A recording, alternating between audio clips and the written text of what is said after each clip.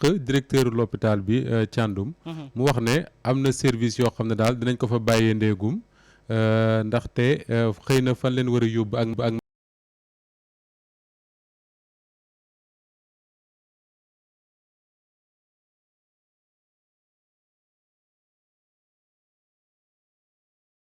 bu bëree bëri waxoon nga ko keroog et muy wax bu am solo moo di ne waroon nañ sax 6 mois avant peut-être ñu ne Le Dantec mënatul jël malade bu bees lu tax parce que dañoo jàpp bés sàngam ne dañ ko war a tuxal su ko defee ñuy tuxal ndax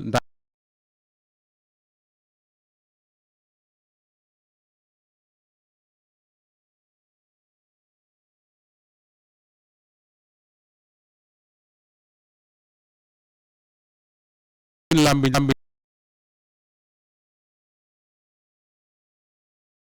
de la santé Lamine Bara Gaye la mu fa wax ne daje nañ ak ministre de la santé jox leen ay assurance et tout mais ba nga ko waxee ci saasa le docteur Cheikh Seck dugg mi nga xam ne moom syndicaliste la wax ne effectivement daje nañ ak ministre mais li Lamine Bara wax ak li mu wax bokkul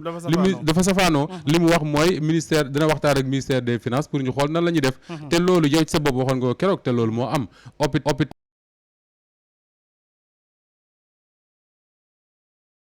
travailleur am yu ci ëpp en tout cas boo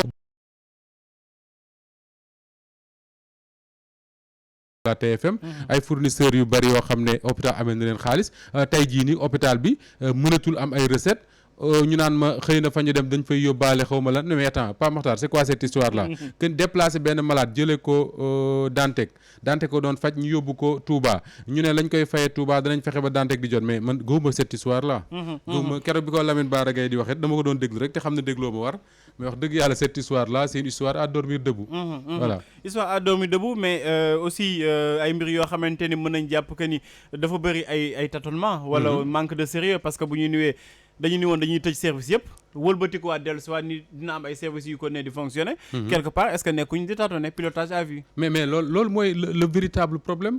tey jii le directeur li may phrase bi ma njëkk a lire mu wax ko mooy les détails moom concerné wu ko cela veut dire quoi que ni ñuy organiser njaayum suuf si parce que effectivement noonu la vente moom vente la mën a tuddul neneen niñ koy tabaxe waateeg nañuy déplacer ak service yooyu certainement am na ci loo xam ne moom maîtriser bu ko xëy na buñ ko bàyyi woon moom le directeur de l'hôpital ca la nga xam ne moo nekkoon son projet initial ñu continuer woon liggéey ci loolu xëy na dina gën a mën a yomb a défendre mais tey jii la vérité mooy il y a une impréparation boo xam ne da nga koy sentir beneen bi mooy le manque de communication bi ñu seetlu te li ma gën a énervé mooy da ngay dégg ay nit ñu naan waaw dafa am homme politiciens yi ñooy manipuler nit ñi xaw ma lan ak lan mais dans cette histoire là man gisaguma ku fi manipuler kenn li ma gis mooy des gens yu ci wax yëpp d'ailleurs les politiques sax mën na leen def reproche boobu mooy ne cette histoire de Dantec là li ñu ci war a wax ñoom waxuñu ko ci les politiques waxuñu ci lu bari ñi ci wax mooy ñi nga xam ne dañoo liggéey ci projet bi ñi nga xam ne ay syndicalistes lañ ñi nga xam ne également ay travailleurs lañ ñu nekk foofu ak malades yi nga xam ne ñoom la concerné ñeneen ñi mooy ñi nga xam ne comme man ak yow wax mooy suñu liggéey ñoom it mënuñ cee bañ a wax donc il faut qu'on arrête de dire que ni oui il y a trop de manipulation il y a trop de désinformation dans cette affaire man de li ma ci xam akas néew kenn indi lu ma ko maa ko gëstul sama bopp ba xam ko wax te bu ma ko waxee ba léegi gisuma ci dara loo xam ne dind nañ ko ne ma amul ci gëstu boobu sax Moustapha ci lañuy ñëw parce que yaakaar naa ni rencontré nga ay sénégalais yoo xamante ni ñoo njëkkoon porté projet bi mais li si particulier mooy ñoom waxuñu woon waxu jaay suuf mën nga dellu siwaat ci loolu Pa Makhtar gis nga man dafa am par hasard ñu ma woo dama ñoom ñooy collectif bi défendre les intérêts des travailleurs de Dantec après ñu ne dañu bëggoon a ñëw wax ci affaire Dantec boobu coow li demeegul nii de plusieurs fois ma jox leen rendez-vous mais dañuy fekk heure boo xam ne ñëw nañ fi sax jour boobu je me rappelle dañu ñëw di ma xaar fekk may def keppaar gi je leur ai dit que 17 heures laay pare amatuñu woon temps ñu dem ba jusqu'à ce que ma am chance toog waxtaan ak ñoom ñu expliquer ma collectif bi laa wax de ñu expliquer ma ñoom seen grief yëpp yi ñu am par rapport au projet de réaménagement wala de reconstruction de l'hôpital de Dantec bi ñu ma ko waxee pare ñooñu ñu jël leen ñu wax édition du soir bi ñu ci waxee ma toogaat ay fan am beneen sénégalais bu ma woo ne ma man dama xam personnellement ki nga xam ne moom moo waroon a tabax hôpital bi moom moo yoroon projet bi te dama bëggoon vraiment comme yéen ay journalistes ngeen te da ngeen di wax ci loolu ma jox la les documents yi nga xam ne di nga mën a xam effectivement ce qui s'est passé ma ne ko mais est-ce qu'on peut pas faire ceci mu ne ma la ma ne ko man je suis prêt man pare naa taal sama oto ñëw fekke ngeen wax ma dégg waa ji ne ma loolu kay bu fekkee loolu la moo ñu gënal mën nañ ko arranger Pamatar ma taale fii sama oto je crois que jour aussi keppaar gi laa def ba pare génn parce que ay 17 heures laa fi jógee dem toog waxtaan ak Sénégalais yooyu ñi ngi am benn entreprise bu tudd Genitech International toog naag ñoom lu war a jege ñaari waxtu ñu wan ma des documents que j'ai pu lire man Moustapha Diop parce que nag am naa défaut yëpp mais jàng naa tubaab que yoo xam ne maa ko liiral sama bopp kenn nettali ma ko wan ma lettres yi ñu échangé ak le ministre de la santé bi fi Abdoulaye Diouf Sarr nekkee wan ma également audience yi nga xam ne am nañ ko ak le directeur de l'hôpital ak convention cadre bi ñu signé pour tabaxaat hôpital bi wan ma également lettre boo xam ne bind nañ ko le président de la République pour attirer son attention ci li nga xam ne moom mooy xew hôpital Le Dantec gis nga Pape bi ma toogee di waxtaan foofu bay jóg am beneen waay bu fay ñëw ne ma fekk ma toog rek mu ne ma yow dama lay déglu à chaque fois Walf mais ce serait bien qu'on se parle ma après ma laaj ne kii mooy kan ñu ne ma moom il fait partie des gens yi nga xam ne ñoo doon liggéey ci finance su projet boobu pour mën a am xaalis bi ñu koy liggéeyee Pape ci lañ ma expliquer ñoom ne ma en 2020 parce que affaire 2014 la commencé woon waaw mais en 2020 la ñu am contact ak le directeur de l'hôpital pour wax ci liggéeyaat hôpitalu Le Dantec bi loolu amee ñu ne ñoom comme ñoom ci bâtiment lañ nekk di ci liggéey dañoo bëggoon médecins yi ak professeurs yi nga xam ne ñoom ñoo nekk Le Dantec ñoom ñu daje wax lan la ñuy xaar ci hôpital bi ñooñu bi ñu dajee ñu wax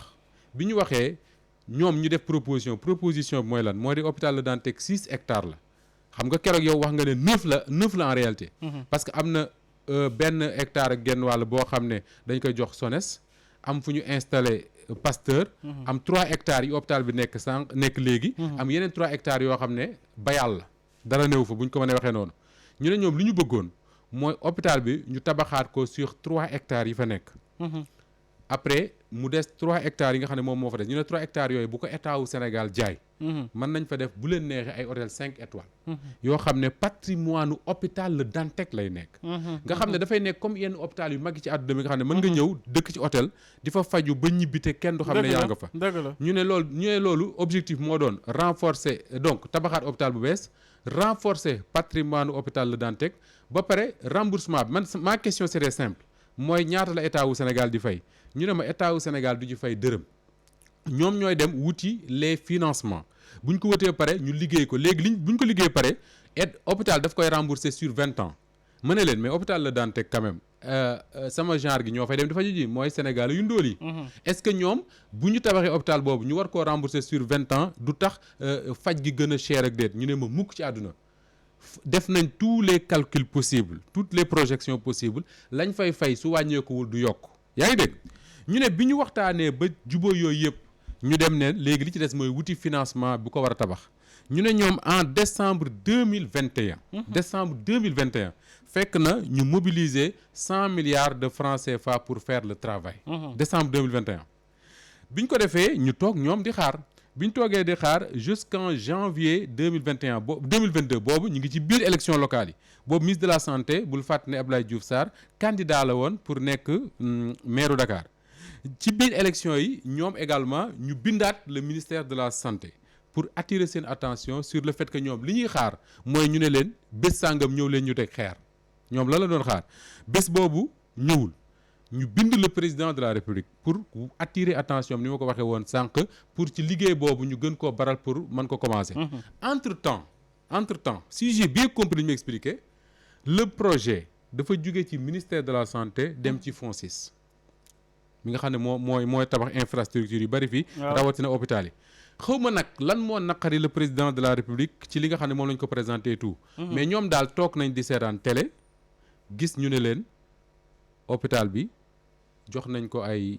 étranger ñoom ñooy ñëw defaat études yi suñ defee études yi pare lii la ñuy tabax pour tabax ko dañuy jaay 3 hectares après état bi yokk ci ñu tabax kenn avisé wu leen au préalable lii leen ci am bi loolu amee le directeur bu FONSIS woo leen ñu dem mu expliquer leen comment ça s'est passé ñu ne ko mais yéen nan ngeen mën a déjà ñun on travaille sur ça ba signer ay convention et tout nan ngeen mën a dem jëlee beneen projet benn te ñun associé wuñ ñi ci. Deuxièmement nan ngeen mën a ñëwee ne dañuy comment ça s'appelle dañuy jaay suuf te ñun ñu am projet boo xam ne Dantec du ñàkk dara ci patrimoine am. le gars wax leen li nga xam ne moom la Bara Gaye wax fii keroog moo tax bi mu ko waxee mu am solo trop ci man boo ko dégloo waxu Bara Gaye yëpp ci fenn la koy résumé le président de la République moom mooy jël décision. waaw su ko jëlee dañ koy exécuter ba nga naan ko yow kon kay jërul ñuy débat. parce que bu fekkee ne président de la République bu jëlee décision kenn amuñu lu exécuter ko jërul débat. donc ñoom foofu lañ ci yem ci explication. léegi la question bi ngay poser Pape mooy lan moo tax ñu am possibilité. on me dira que way parce que dégg naa ko wax ne way sénégalais yooyu defoon ay propositions amuñu expérience ci tabax hôpital. loolu nag mooy tappale gi ci réew mi parce que même autoroute bi ñu koy tabax loolu lañ doon wax ne pour nga bokk ci ñu koy tabax il faut nga am expérience tabax xaw ma ñaata kilomètres autoroute te entreprise Sénégal yi fi nekk yëpp xam nañ ne kenn tabaxul mais li amoon solo mooy bâtiment bi ñu soxla médecins yi ñoo ko xam professeurs yi ñoo xam ban hôpital la ñu soxla te nit ñi même maçon bi ngay tabax loo yaa koy wax li nga bëgg mu tabax bien sûr. donc bi ñu waxee loolu problème yi commencé donc ce qu'on leur dit mooy expérience pour tabax ko dégg naa ko wax ne amuñu ko wéy ñëlee tabaxaat nañ ko tabax ko mais le plus important dans tout ça mooy man même mën nañ bañ a jël le projet des Sénégalais laa ma la wax mais lan moo tax ñu war a forcément jaay le patrimoine de l'État du Sénégal des Sénégalais pour mën a tabax hôpital alors que mën nañ am ay sources de financement même bu dul projet boobu am na yeneen projet yoo xam ne mën na am ay sources de financement yoo xam ne Fadilou Keïta wax na ko keroog bu ñu fi ñëwee le président Macky Sall maîtriser na ko comme ku ko kenn maîtriser wul xam na ko bu baax mais ñu bëree bëri Pape li ñu wax te moom moo ma tiital man moo di ne boo gisee gars yi sawar ci njaay mi et là je me dis quelque part est-ce que sax le président de la République n'a pas été induit en erreur c'est une question que je me pose mais boo gisee gars yi sawar ci njaay mi moo di ne Pape Mokhtar njaay yooyu su dee am souvent day am ay commission waaw c'est vrai. mi ngi mel ne courtier yi jaay suuf ci Dakar rek. si buñ la wutalee kër ba nga jënd ko kër gi la muy jar na la leer na ñoom dinañ ci am. au moins 10%. et loolu nag moo inquiété ñu bëree bëri. te xam nga keroog ñi ngi doon wax ne hectare bi foofu mën nga koo am ci 1,5 million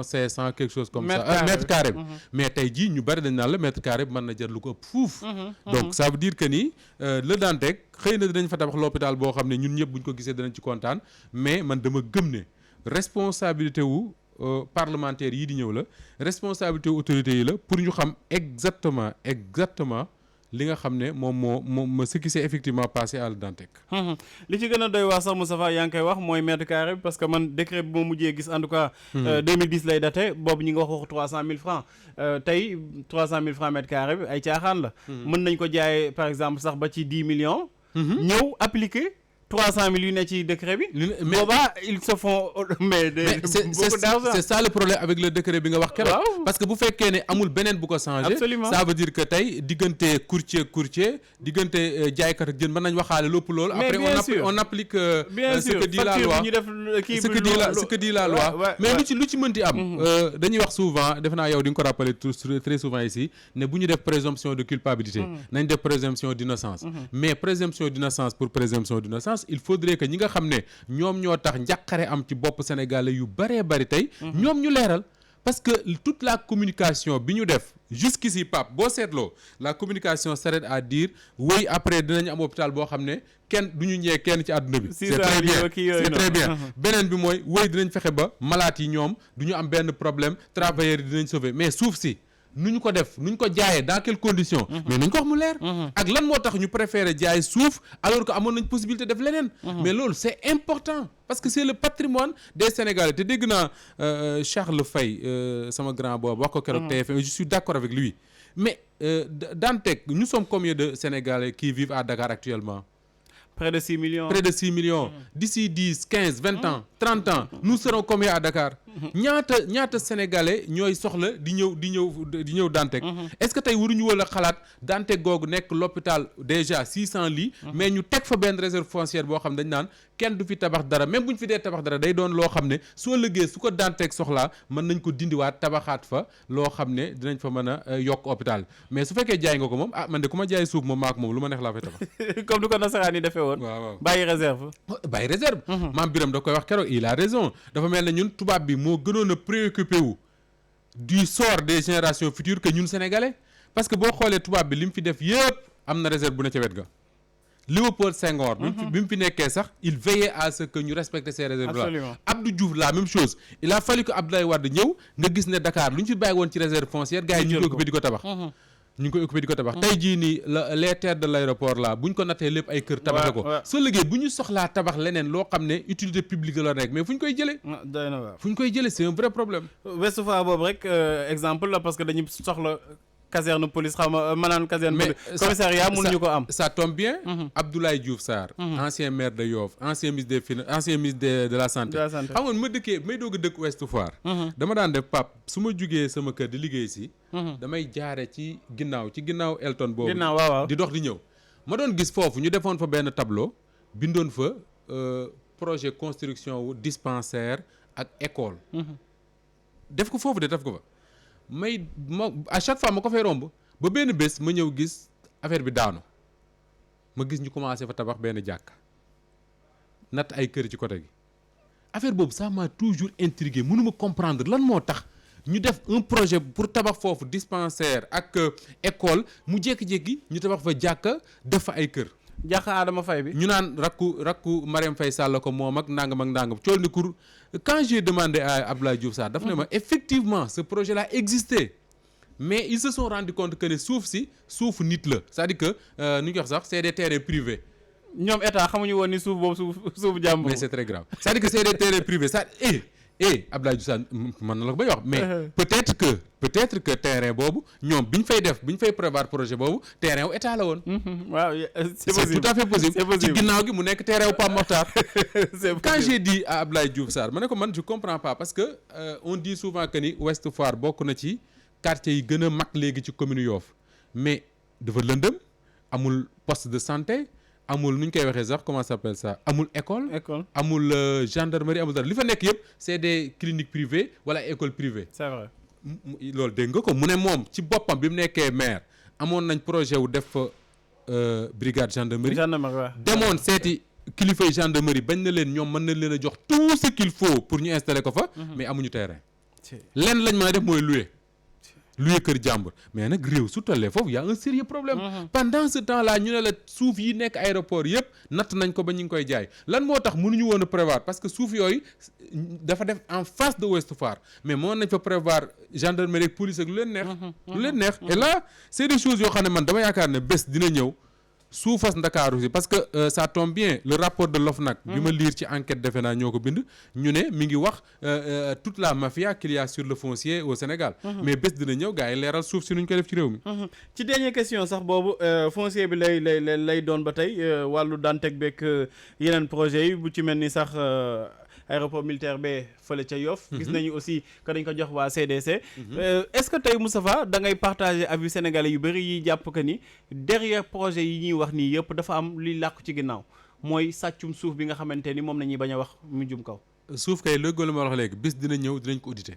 xaw ma kañ lay doon yàlla nañ ko fekk ñun ñëpp tey bu ma la daggul sax mi ngi mel ne président Macky Sall mi ngi doon wax ni ay jamono 90% wu alerte yi muy jot yëpp ci foncier la président de la République dafa taxaw mu ne alerte yi muy jot yëpp par jour waaw sur les situations yu mën a jur crise ci réew mi yu mën a jur jàppante ci réew mi mu ne bu dee 9 yi problème foncier ça me rappelle ay propos yoo xam ne Abdoulaye Bathily moo ko teniroon assemblée bi mu nekkee député mu ne nañu def ndànk ci foncier au Sénégal parce que bari na ay conflits en Afrique soo ko toppee ba topp ko la ko jur suuf moo ko jur boo demee ci Casamance gi dañ lay wax ne conflit ba li ko jur suuf ci la bokk dëgg la alors soo ñëwee ci Dakar également dafa am loo xam ne état bi moom moo ko moom yoo xam ne fu aéroport nekkoon su fa jugee état bi moo ko moom même si parfois nga dégg lébu yi ci seen droit la ñu nekk ñu ne comme ñoom seen suufi maam la woon et que dañ ko jëloon ci seen i maam pour tabax fa aéroport su fekkee ne aéroport jugee na fa ñu bëgg ko jaay nañ leen jox seen wàll muy poser beneen question mooy tey waa CDC yi ñu jox pour ñu jaay suuf soosu ñu koy jaayee terrain 50 millions terrain 75 millions mais Pape Makhtar man damay poser une question vraiment parfois je me dis même bête pour man mooy état wu Sénégal bii nga xam ne depuis Macky Sall jiite ko ba léegi dañuy wax ne amuñu problème mu xaalis d'ailleurs dañuy wax ne Ablaye Wade dafa waxoon ne bis bu fi jógee dana am problème pour fay salaire Wade jógee fi on paye les salaires normalement alhamdulilah yàlla na jëm kanam amuñu benn problème xaalis mais lan moo tax mu soxla di jaay ay suuf waaw lan moo tax mu soxla di jaay ay suuf tey jii est-ce que ñun waruñoo waruñu am droit ñun sénégalais rêver comme la am Paris di fi am. fu mel ne aéroport gi Pape Makhtar. est-ce que gënul woon état wu Sénégal jël responsabilité tabax fa ay ngandi immeuble daf koy cité. dëgg la ah daf koy cité booy footballkat boobu nekk Paris Saint-Germain. Gana Gueye Mbappé. Mbappé ok. Mbappé du ci cité yooyu la juddoo. ak ñoom Kalidou Koulibaly ak ñeneen ñeneen. bëri nañ ci France bëri nañ ci France. ñoo xam ne cité yu mel noonu la état tabax jox leen ko ñu dëkk fa tey jii on parle de problème location au Sénégal à Dakar tey imaginer la woon Dakar ñi fi luyee ñëpp ñi ci yëpp ay salariés lañ enseignants ak fonctionnaires yeneen ak yeneen. tey imaginer woon ñu ne aéroport danañ fa tabax ay ngandi cité yoo xam ne. ay HLM yoo xam ne ay immeubles sur 10 étages affaire yooyu. ñu ne les fonctionnaires ku ci bëgg mën nga jox apport nangam weeru jot nga fay nangam bu matee at sangam nga moom sa appartement bi nga dëkk mais loolu dina tax ñu bari dinañ am fuñ dëkk mais day libérer kër yi nga xam ne moom la nit ñi occupé sànq loué ko. te ñi nga xam ne ñooy loué seen i kër dañuy obligé wàññi seen location parce que am nga possibilité léegi au lieu que ngay loué kër di fa fay 200 000 pendant 20 ans te doo ko moom da ngay préférer dem fay 250 000 pendant 10 ans. ou pendant 15 ans après nga moom ko. mais ce travail là on le fait pas. tey dañu yaakaar ne bu ñu waree tabax kër yooyu rek dañ ko war a tabax ca àllu Ndakaaru ba. wala ca ajak-jak mais aéroport bi mënoon wala nuñ ko defee ci Adora fii ci pompier bi. exactement ni logements sociaux ba noppi di jaay appartement 40 millions. loolu aussi c'est un sérieux problème. mais loolu li ko waral mooy ay privé ñoo ko tabax. mais bien sûr mais tey état wu Sénégal mi mën a jaay suufam. mënoon na investir ci lu mel noonu. Moustapha loolu SNHLM defoon na ko. boo xoolee Gibraltar immeuble yu fa nekk. HLM Fass. oui immeuble yu fa nekk yooyu ay HLM nañu. exactement ñoo ko tabax. te tey ay doomu aadama ñu nga fa dëkk. am seen toit bien sûr parce que tey Dakar. loolu la ñu war a wax Dakar waayu bari. il faut ñu am culture ne ku nekk am sa suuf il faut mu xewi. dëgg la il faut nit ñi xam ne suuf amatu fi donc dañuy tabax en hauteur. li nga mën a am mooy sa appartement boo dëgg ak sa njaboot. voilà. ci président boobu nañuy des Moustapha. Macky Sall suñu président de la République. bu baax Marème Faye Sall Marème Faye moom temps yi mi ngi yor buzz bi. fecc la ko yàlla xiir te fan yii yëpp fu mu tourné fecc fa. alors je dis souvent que man dama bokk ñi nga xam ne. boo ko seetloo samay wax Pape Makhtar. ça me gêne très